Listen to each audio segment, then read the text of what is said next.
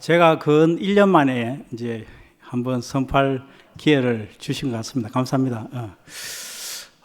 목사님이 자기가 옛날에 했던 그 과거의 말씀들, 그 과거의 그 기록들 다 없애고 싶다, 새로 하고 싶다 그 이야기를 했는데, 저도 1년 전에 제가 선포했던 그것을 다 없애고 오늘 새로 이야기하고 싶습니다. 형.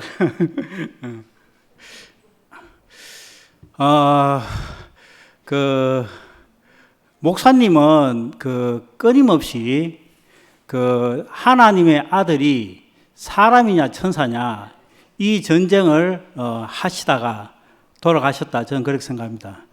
이번에 목요일 날 한소리가 간증했을 때도 이야기를 했습니다. 근데 이 주제가 왜 그렇게 중요한가? 왜 이것이 우리 복음의 핵심인가? 거기에 대해 좀 이야기를 하고 싶습니다. 제가 작년에 우리 재숙 누나가 코로나 때문에 제가 임시로 대타로 일요일 날 말씀했었을 때 그래도 많은 분들이 저한테 카톡을 주셔서 공감의 표현을 많이 해주셨습니다. 근데 지금 와서 생각해 보면은 그때 했던 그 간증들이 제가 했던 그 표현들이 다 헛다리를 짚었다. 저는 그렇게 생각됩니다. 왜 그렇게 생각되는가 하면은 저는 목사님이 예수에 대해서 묘사를 했을 때 내려오지 못한다, 끝났다, 아무것도 없다, 아무것도 할 수 없다, 바닥이다, 뭐 여러 가지로 목사님이 예수에 대해서 묘사를 했습니다. 근데 저는 그 묘사 자체에 방점을 두고 제가 기회 있을 때마다 열심히 저는 선포를 했었습니다. 근데 지금 와서 생각해 보면은 거기에 방점이 있었던 게 아니었습니다. 제가 요한복음 끝났다는 부분을 다시 한번 제가 읽고 왔는데, 끝났다는 것이 우리 복음의 핵심이 아닙니다. 버림받았다 하는 것도 우리 복음의 핵심이 아닙니다. 바닥이다라는 것도 우리 복음의 핵심이 아닙니다. 목사님이 예수에 대해서 말씀하신 것은 의미 부여를 했거나 의미 해석을 한 것이 아니고 사실 묘사를 한 겁니다. 사실 묘사. 저도 헷갈렸을 때는 어떻게 제가 선포를 했냐 하면은 그래, 예수님이 다 끝났습니다. 아무것도 없습니다. 예수는 바닥입니다. 거기에서 우리가 하나 됩니다. 이걸 저도 연락에 이야기를 했는데, 지금 와서 생각해보면 그게 아니고, 목사님이 했던 그 말의 방점은 그런 사실 묘사를 통해서 예수가 사람이었다는 것을 말하고 싶었던 것입니다. 그 자체의 방점이 있는 게 아닙니다. 우리가 살다 보면은 바닥 인생을 살 때가 있습니다. 그때는 예수도 바닥 그러니까 와, 내가 바닥이구나, 할렐루야 할 수 있지만은, 그러나 내 형편이 나아지면 내가 바닥이라고 느낄 수가 없습니다. 그리고 처음부터 형통하게 잘 사는 사람도 많습니다. 금수저 같이. 근데 이런 사람은 예수의 바닥과 전혀 하나가 될 수가 없습니다. 그래서 결국은 목사님이 하나님의 아들이 천사냐 사람이냐 이 전쟁 속에서 하나님 아들이라고 불리었던 사람 예수가 등장했지 않습니까? 등장했는데 아들이라는 개념도 이 두 가지가 있는 것 같아요. 아담들이 생각할 때 하나님 아들은 이런 겁니다. 개의 아들은 강아지, 소의 아들은 송아지, 신의 아들은 신, 이 개념으로 생각한 거죠. 그러니까 왜 그렇게 생각할 수밖에 없냐 하면은 예수가 물 위에 걸었지, 죽어서 3일 된 냄새나는 시체를 살렸지, 온갖 이적과 기사를 행했으니까 개의 아들이 강아지인 것처럼 신의 아들이 신과 같은 사람이겠구나, 이런 개념을 갖는 건 당연하죠. 그것은 이제 아담들이 갖는 하나님 아들에 대한 개념입니다. 그런데 예수가 십자가에 딱 달렸어요. 딱 달렸는데 많은 사람들이 예수가 십자가에서 내려올 수 있을 거라고 기대했지 않겠습니까? 왜냐하면 그 전에 그런 능력을 행했기 때문에. 제가 매달렸으면은 당연히 좀 맞으면 죽는다 생각했겠지만은 그런 신적 능력을 행했기 때문에 신의 아들은 신과 같은 사람일 거라는 개념을 갖는 게 당연하죠, 인간들이. 그런데 예수가 십자가에서 그 개념을 충족해 준 사람이 아니고 십자가에 매달렸더니만 내려오지 못한 겁니다. 우리가 왜 참사람 가능하냐 하면은 하나님이 인간을 만들었을 때 인간은 매달면 못 내리게 만드는 거죠. 그게 못 내려오니까 참사람이 드러난 거죠. 십자가에 매달리면 천하의 강호동이라도 이 손과 발이 못 박혔는데 아무것도 할 수 없잖아요. 아무것도 아니고 바닥이지 않겠습니까? 일론 머스크도 십자가에 매달리면 바닥이죠. 그러니까 그 모든 것들은 예수가 천사가 아니고 하나님 아들이 하나님 같은 신과 같은 사람이 아니고 사람 자체였다는 것을 말하기 위해서 목사님이 예수에 대해서, 예수의 그 소유입니다. 소유에 대해서 사실 묘사를 한 것이지 거기에 우리가 하나 되는 게 결코 아닙니다. 그래서 우리 뭘로 하나 되는가? 하나님의 아들이 천사가 아니고 사람이었다. 십자가에 매달리면 내려오지도 못하고 십자가에 매달리면 바닥이고 십자가에 매달리면 아무것도 할 수 없고 나이가 들면 치매도 걸리고 나이가 들면 똥오줌도 싸고 또 암도 걸리고 또 도덕적인 그 흠결도 있을 수가 있고 이게 하나에 맞는 사람입니다. 그런데 이 참 사람이 나타났을 때 하나님 같은 신과 같은 그 존재를 하나님 아들로 생각했던 사람들은 예수를 다 버리고 도망간 거죠. 그런데 거기에 바로 하나님의 비밀이 있는 겁니다. 그래서 우리는 하나님의 아들은 이제 이거는 세상에서 말하는 아까 개념이고 우리 복음에서 하는 개념으로 말하면 하나님 아들은 쉽게 말하면 형상이라는 뜻입니다. 형상. 하나님 아들은 표현체라는 뜻이고 하나님 아들은 하나님을 대신하고 표현할 특별한 목적으로 지어진 사람을 가리키는 뜻입니다. 그거는. 왜? 예수가 그렇게 드러났기 때문에. 그래서 우리는 끝난 자리에서 예수가 하나 되는 것이 아니고 그 망한 자리에서 하나 되는 것이 아니고 버려진 자리에서 하나 되는 것이 아니고 사람 대 사람으로서 우리가 하나 되는 것입니다. 그래서 목사님은 근데 우리가 가만히 한번 생각해 보십시오. 왜 사람은 천사를 동경할까? 사람이 잘 나갈 때는 천사를 동경하지 않습니다. 지가 건강하고 지가 능력 있고 지가 세상에 인정받고 지가 하는 일이 잘 풀리고 할 때는 천사를 동경하지 않습니다. 사람이 너무 좋습니다. 그런데 사람이 어떠한 이유로 건강을 잃은 사람, 목사님도 그 이야기 했지 않습니까? 내가 사탄한테 절을 해서 이 건강이 회복되면 그렇게 한번 하고 싶은 마음도 있다. 그 이야기 했지 않습니까? 그 건강치 못한 사람은 건강한 천사를 동경하게 되어 있습니다. 돈이 없는 사람은 로또라도 하나 걸리면 좋겠다는 이 천사를 동경하게 되어 있습니다. 남편과 사이가 안 좋은 사람은 보아스 같은 남편 만나고 싶은 그런 천사를 동경하게 되어 있습니다.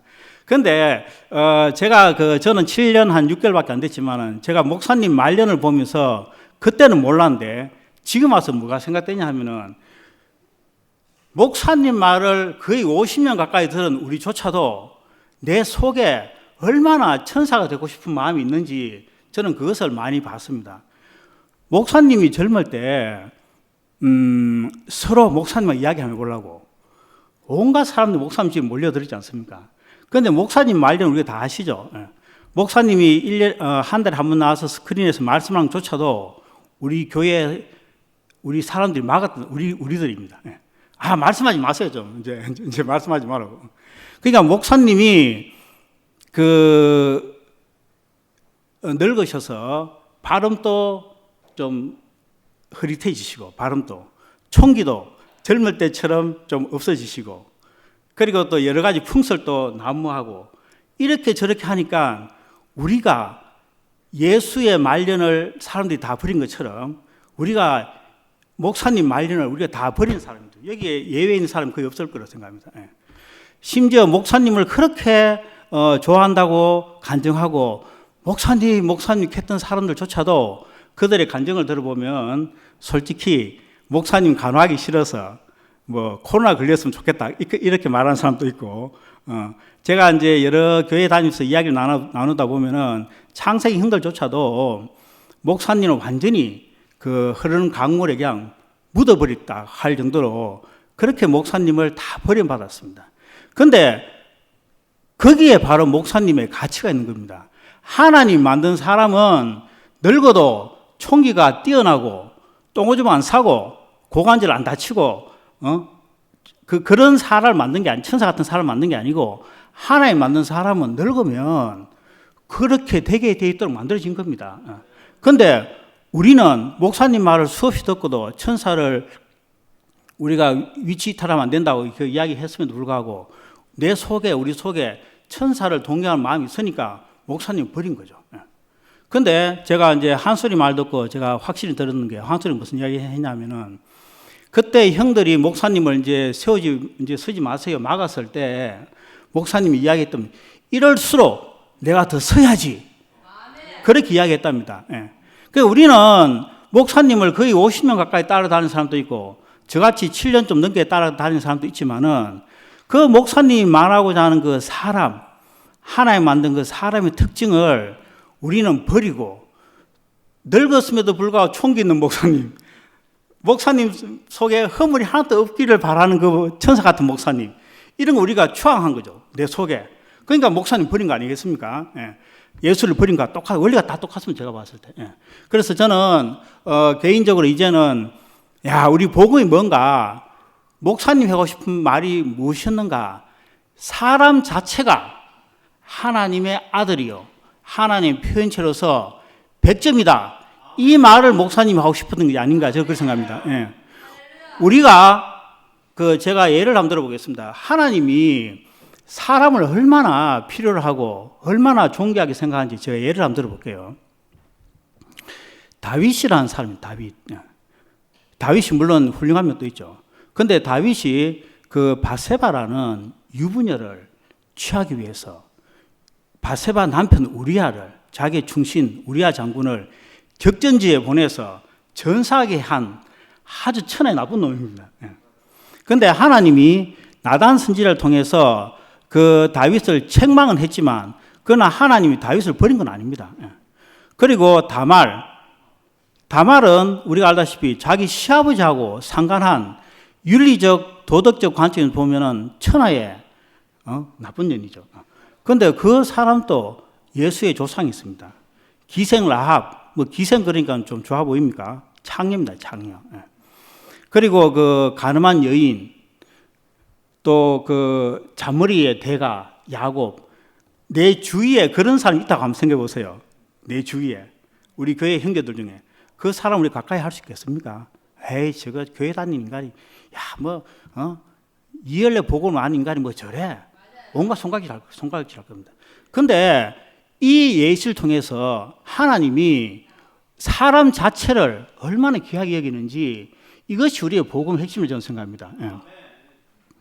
그 열왕기 하에 보면은 그 사마리아 성 어귀에 그 문둥병 걸린 4명의 사람이 있습니다. 그런데 그때 아람 군대가 쳐들어왔습니다. 아람 군대가. 그런데 아람 군대가 쳐들어오니까 그 사마리아 성에 있는 사람들이 먹을 양식이 없어갖고 자기 자식까지 삶아 먹었습니다. 그 성경 기록되어 있습니다.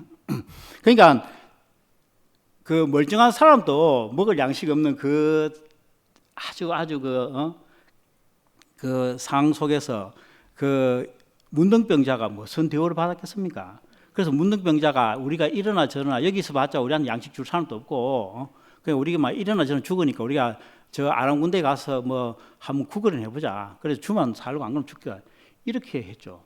근데 그래서 그 4명이 아람 군대로 갔었을 때 하나님이 그들의 발걸음을 군마가 달려오는 것처럼 그렇게 이제 착각 그 환청이라 할지 모르지만 하여튼 그렇게 들리게 해서 아람 군대가 다 도망가고 거기에 아람 군대 진지에 먹을 군량비가 너무너무 많았습니다.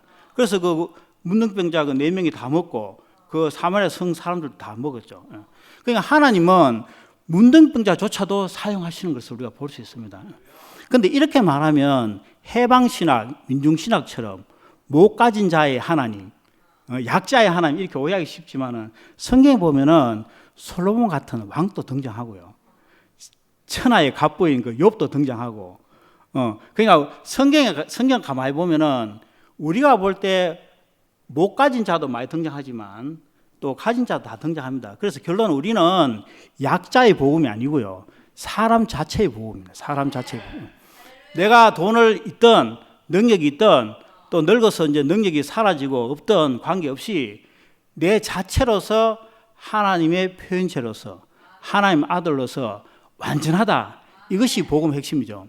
제가 그 성시경님이 그 우리 단톡방에다가 그 이야기를 적은 걸 제가 봤습니다. 이 내려오지 못한 예수를 내가 옆에 누구 전해야 되는데 내 눈에도 영광스럽지 않아서 이거 어떻게 전할까 그 고민을 적은 거 보셨죠. 근데 저는 그렇게 이야기하고 싶습니다. 형님한테. 그 내려오지 못한 예수, 바닥의 예수, 아무것도 아니고 아무것도 할 수 없는 그 예수를 전하라는 게 아닙니다.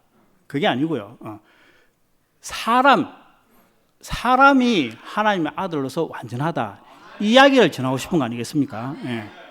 제가 그 대안학교 있을 때 그 아이들이 그 걔들은 IQ가 문제가 있는 애들이 아닙니다. 걔들의 문제는 EQ입니다. EQ. 이 감성적으로 감수성이 감정적으로 문제가 있는 아이들이 그 대안학교 오는 애들입니다. 근데 걔들은요, 아빠가 의사인 애들도 있고 엄마 아빠가 교수인 애들도 있고 제가 그 담임 맡았던 그 여학생 하나 있습니다. 걔가 중3 때 제가 그 우리 학교 왔는데 걔는 키도 여자가 한 168. 걔가 또 어릴 때 엄마 아빠가 교수거든요. 유학을 갔다 오면 영어도 잘하고 피아노 잘 치고 그림도 잘 그리고 아주 완전한 아이입니다. 근데 얘가 저를 전혀 신뢰를 하지 않습니다. 근데 나중에 알고 봤더니만 엄마 아빠하고 이 애들이 왜 크면서 그 부모와 애착 관계가 형성돼야 됩니다. 신뢰 관계 형성돼야지 얘들이 마음이 공하지가 않거든요. 근데 이제 그 애착 관계가 안 되니까 얘가 자기 부모도 안 믿으니까 선생님 제가 아무리 잘해줘도 저를 믿을 리가 없죠. 그래서 저는 이제 그 아이에 대해서 아무런 이야기도 안 했습니다. 그냥 하자는 대로 해줬습니다. 근데 한 달 정도 지나니까 저를 믿기 시작했습니다. 그 EQ가 이제 살아나기 시작한 거죠. EQ가 망가진 아이들 특징이 뭐냐면은 여학생임에도 불구하고 자기 속옷 같은 거 있잖아요. 그냥 아무데나 휙 던져놓습니다. 방에 머리카락 막 침대고 뭐고 막 하나도 안 칩니다. 그리고 옆에 사람들을 볼 마음의 여유가 없습니다. 근데 얘들이 회복되면 어떻게 되는가? 정리를 하기 시작합니다. 그리고 주위의 사람들을 챙기기 시작합니다. 이 마음이 안정이 되니까. 그래서 그걸 제가 이제 직접 봤는데, 우리가 하나님이 우리 인간을 봤을 때, 저는 요즘 사람에 대해서 많이 생각을 하는데, 하나님 인간을 만든 제1 목적은 창세기 1장 26절에 딱 나와 있습니다. 자기 형상으로, 자기 표현체로 쓰려고 만든 겁니다. 거기에 우리가 아무 문제가 없다는 겁니다. 내가 도덕적으로 다윗같이 흠결이 있던 그 라합같이 그런 부도덕한 삶을 살았던 아무 문제가 없다는 것입니다. 그런데 그렇다고 해서 우리가 그럼 막 살아야 되는가? 그 바울이 거기에 대답한 게 있습니다. 죄가 많은 곳에 은혜가 크다. 그렇다고 내가 죄를 지어야 되겠냐? 이 이야기를 하는 게 있지 않습니까? 그래서 하나님은 그 우리가 막 살라고 한 것이 아니고 어느 정도 규칙적으로 살기 위해서 10계명을 줬습니다. 10계명. 거기 보면 좀 관계 문제입니다. 관계 문제. 뭐 도둑질 하지 말라, 뭐 남의 아내를 뭐 탐하지 말라. 그 탐하면은 관계가 깨지지 않겠습니까? 그러니까 하나님은 사람과 사람 간의 그런 그 관계 형성을 위해서 규칙을 줬습니다. 근데 그 규칙을 어긴 사람은 그 예수께 그 가나안 여인 데리고 왔는 사람들은 돌로 죽이려고 그랬습니다. 근데 예수는 살렸잖아요. 규칙을 준 목적은 인간과 인간의 관계를 원활하게 하라는 뜻이지, 그렇다고 해서 그 규칙을 깼다고 해서 하나님 버리는 건 아닙니다. 그 성경에 도피성 하는 게 도피성. 도피성이 이제 한 곳이 있는 게 아니고 이스라엘 곳곳에 도피성을 뒀습니다. 실수로 사람을 죽인 사람들은 거기 들어가서 살면은 그 사람을 잡아내 죽이고 그러지 않습니다. 그래서 그런 것처럼 성경의 그 모든 기록을 보면은 하나님이 사람 자체를 얼마나 소중히 생각했는가. 여러분, 예수가 뭐 특별하게 생각됩니까? 예수가 뭐 70인구를 포함한다 그러니까 뭐 대단한 사람 생각합니까? 그게 아닙니다. 포함한다는 말은 이런 겁니다. 예를 들면 우리나라 똥개나 진돗개나 외국의 세퍼트나 불독이나 개와 개로서 다 포함되지 않습니까? 그러니까 예수의 그 운명 속에, 예수의 그 정체성 속에 모든 70인구가 똑같다는 뜻입니다. 아까 제가 그런 하자 있는 성경의 그 인물들을 제가 이야기했는데, 우리가 그 사람들을 이야기하는 것은 나도 그럴 수 있다는 것을 인정하면 됩니다. 여러분 김정은이가 독재자로 살지만 김정은이가 김상걸 집안에 태어났더라면 저처럼 안 살겠습니까? 제가 그 김정은이 같은 집안에 태어났으면 저도 독재자가 됐을 겁니다. 예. 그러니까 우리가 사람에 대한 이해라는 것은 첫째, 모든 사람은 하나님의 아들, 형상, 표현체로서는 아무 하자가 없다. 예. 이게 대전제입니다. 그리고 그 전제 말고 하나님 주신 사람의 특징들이 있습니다. 이 특징들을 우리가 무시하면은 EQ가 망가지게 되겠습니다. 예. 그러니까 우리가 그 아기가 어리면 어릴수록 교회에 너무 열심히 나오지 말고 애들 데리고 야구장도 좀 가고 쇼핑도 좀 가고 물놀이 워터파크에 좀 놀러 가고 이런 걸 꼭 부모도 해줘야 됩니다. 그래야지 애들이 정서적으로 안정이 되기 때문에 약간 그 엇나갈 가능성이 별로 없습니다. 그런데 애가 다 크면 뭐 우리가 뭐 매일 교회 오든 애 안 돌봐도 적절히 잘 놉니다. 예, 그런 것처럼 하나님이 만든 그 인간의 특징들을 우리가 잘 이해를 하고 그것을 다 우리가 존중해줘야 되지. 엄마 아빠가 복음이 좋다고 해서 애 어린애 내팽개쳐버리면 우리 교회 보면 창세기 2세들 제가 보면은 교회 생활하는 사람도 있지만 제가 알기로 거의 대부분 교회를 안 나옵니다. 교회를 안 나오고 교회를 싫어하고 복음을 싫어하는데 그 원인을 저는 그렇게 진단합니다. 엄마 아빠는 좋아서 목사님 따라서 교회만 올인했지만은 그 어린 아이들은 친구 엄마 아빠처럼 놀러도 가고 싶고 하고 싶은데 그 시간들을 다 우리가 등한시키기 때문에 아이들이 교회를 싫어하고 복음을 싫어한다. 저는 그렇게 진단합니다. 그래서 우리는 목사님과 우리 형들이 창세 형들이 해준 귀한 소리가 그대로 유정해야 되죠. 그게 뭔가 하나님의 아들은 사람 자체다. 이것을 우리가 그대로 유정해야 됩니다. 이거는 절대로 우리가 이제 갖고 있어야 되고 그러면서도 목사님과 형들이 조금 놓쳤던 부분들 사람의 그런 특징들에 대해서도 우리가 존중할 수 있고 배려해 줄 수 있는 그 태도를 우리가 갖추면은 목사님보다 업그레이드된 우리 이제 교회가 되는 것이죠. 예. 어쨌든 간에 저는 이엘레 목사님은 저는 이엘레 목사님 잘 모르지만 제가 7년 6개월 동안 목사님 돌아가시 전에 3번 간호한 게 다입니다. 근데 내가 만난 이엘레 목사님은 사람이어서 저는 너무 좋았습니다. 사람이어서. 예. 뭐 구속의 복음을 발견한 창시자임에도 불구하고 이엘레 목사님은 저는 제 눈에는 전혀 나와 다르게 안 보였습니다. 제가 처음에 목사님 그 간호하러 들어갔을 때 아무것도 모르고 제가 들어갔을 때 교회 누나들이 저보고 상거라 니 들어가면 녹음 잘해라 하길래 나는 목사님 입맛 띄면요 복음 이야기인 줄 알았습니다.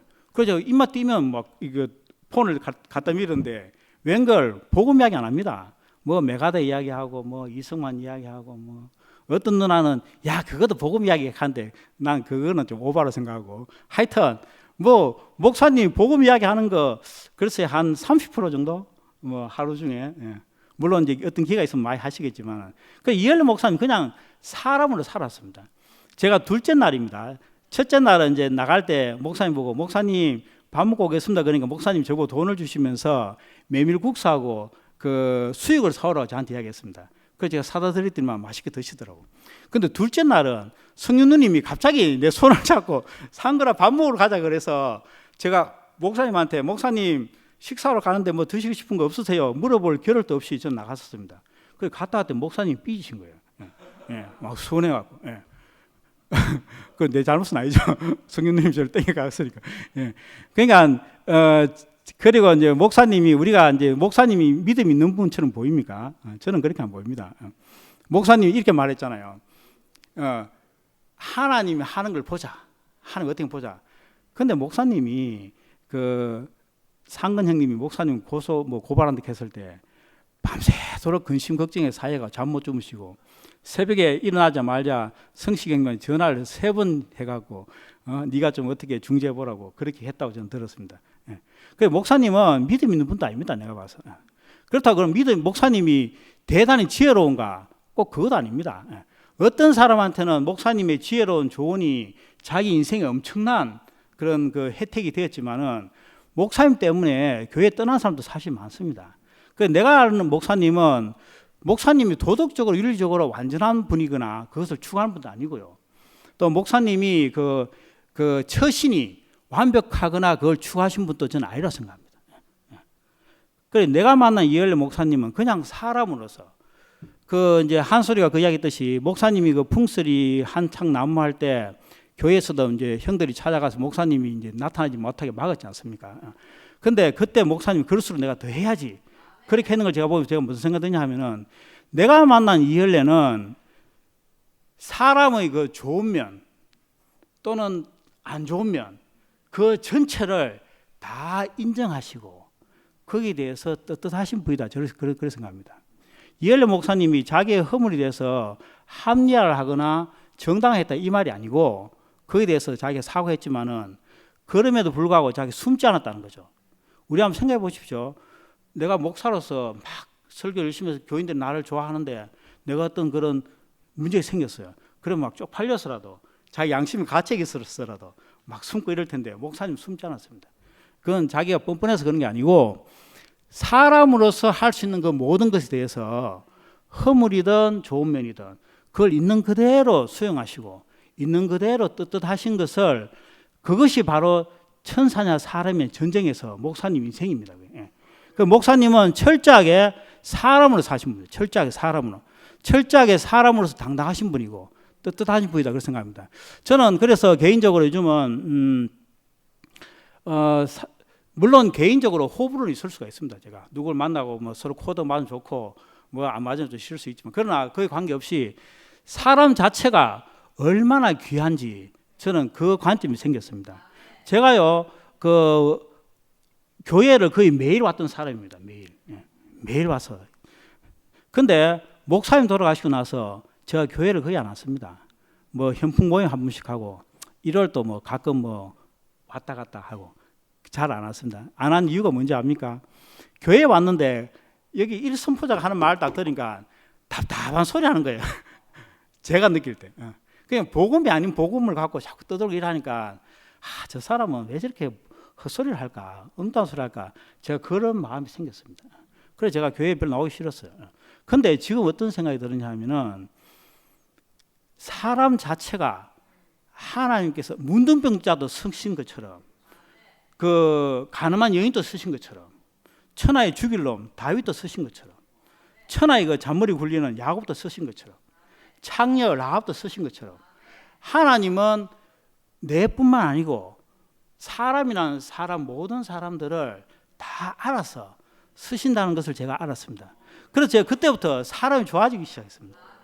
네, 사람이 진짜 좋아지기 시작했어요.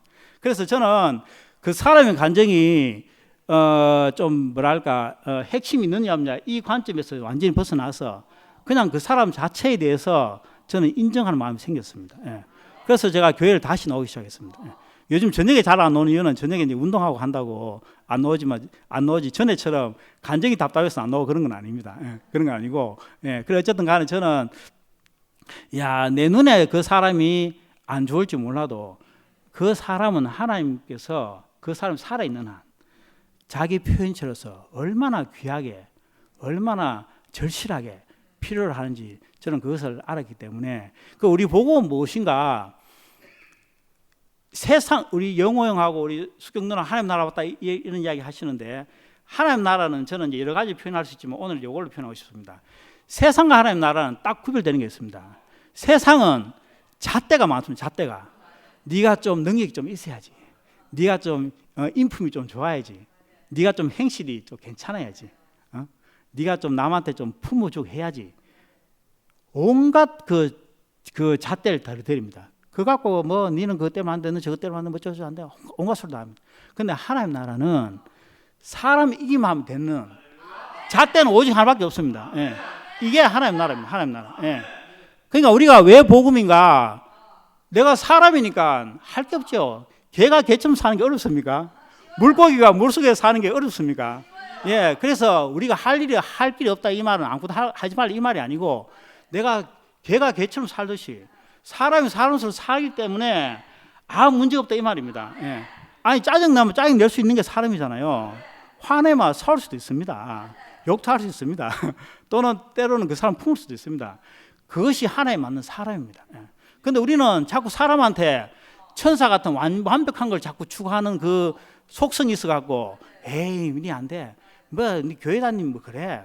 뭐 구석에 복음 뜯은 놈이 뭐 그래. 온갖 식으로 세상과 같은 잣대로 들이대는 게 저였습니다. 근데 이제 그것이 아니고, 야, 사람 자체가 귀하구나. 사람 자체가 완전하구나. 구속이 뭔가, 구속. 하나님의 표현체가 천사가 아니고 사람이라는 것을 아는 것이 구속입니다. 우리가 이것을 전해야 되죠. 세상 사람들한테. 그래서 저는 1분만 마치겠습니다. 제가 얼마 전에 그 장혜리라고 제가 그 대학 다닐 때 좋아했던 가수가 있습니다. 내게 남은 사랑을 뭐 드릴게요. 그 노래 불렀던 가수가 있습니다. 근데 그 가수가 갑자기 사라졌는데 저는 이유를 몰랐는데 최근에 유튜브를 우연히 보다 보니까 그 가수가 쉽게 말해서 그 둘째 부인의 딸이었습니다. 그 자기 아버지가 유부남인데 그걸 속인지 모르겠는데 자기 그 장혜리 엄마하고 자갖고 장혜리 태어났거든요. 그러니까 장혜리는 항상 옛날 말로 하면 첩의 딸, 그런 그 자존감이 낮아서 막 주눅 들고 했습니다. 그런데 저도 장혜리가 노래 부를 때 얼굴도 예쁘고 한데 왜 그렇게 뭔가 좀 주눅 든 느낌이 들었을까 저는 그렇게 느꼈는데 그 감정 들으면 진짜 그렇게 들었대요. 그 자기 친구 그 김완선이나 뭐 여러 가지 가수들이 정말로 그 끼를 발휘하는 걸 보는데 자기는 그런 그 어릴 때 그런 자기가 그 첩의 딸이라는 그 존재감이 낮아서 자존감이 낮아서 주눅 들어서 자기는 그 가수 생활을 마음껏 무대에서 끼를 발휘를 못했다고 그렇게 이야기해요. 그래서 자기가 무대 공포증이 생기고 그래서 자기가 가수를 그만뒀다고 그 이야기를 합니다. 그 내가 그 장혜리 같은 사람들한테 제가 이 복음을 꼭 전해줬습니다. 당신은 첩의 딸이라도 당신은 완전합니다. 당신이 마약을 해도 당신은 완전합니다. 당신이 강간을 해도 완전합니다.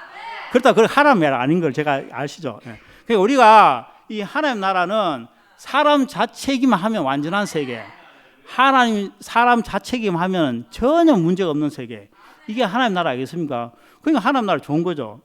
그래서 저는 주위에 우리 그 대안학교 아이들한테 제가 그때 복을 몰라서 아쉬운데 지금은 제가 그들에게 야, 너 괜찮아.